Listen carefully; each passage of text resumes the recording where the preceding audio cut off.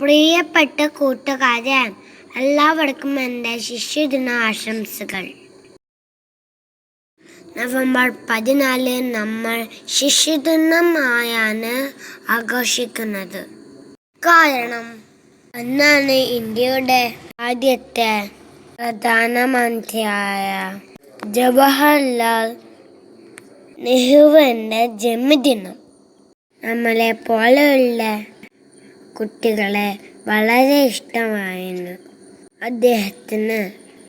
കുട്ടികൾ അദ്ദേഹത്തെ സ്നേഹത്തോടെ ചാച്ചാജി എന്നായിരുന്നു വിളിച്ചിരുന്നത്. കുട്ടികളുടെ കൂടെ സമയം ചിലവഴിക്കാൻ ഏറെ ഇഷ്ടമായിരുന്നു അദ്ദേഹത്തിന്.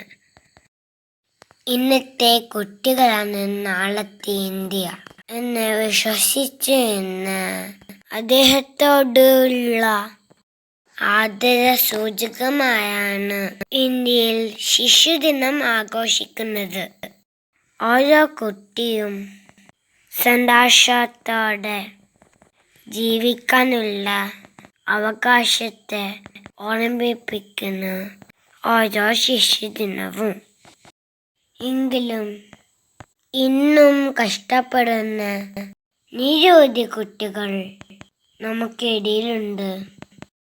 ഈ ശിശുദിനത്തിൽ അവർക്ക് വേണ്ടി പ്രവർത്തിക്കാൻ നാം തയ്യാറാകണം എന്ന് പറഞ്ഞുകൊണ്ട് എൻ്റെ ചെറിയ പ്രസംഗം ഞാൻ നിർത്തുന്നു.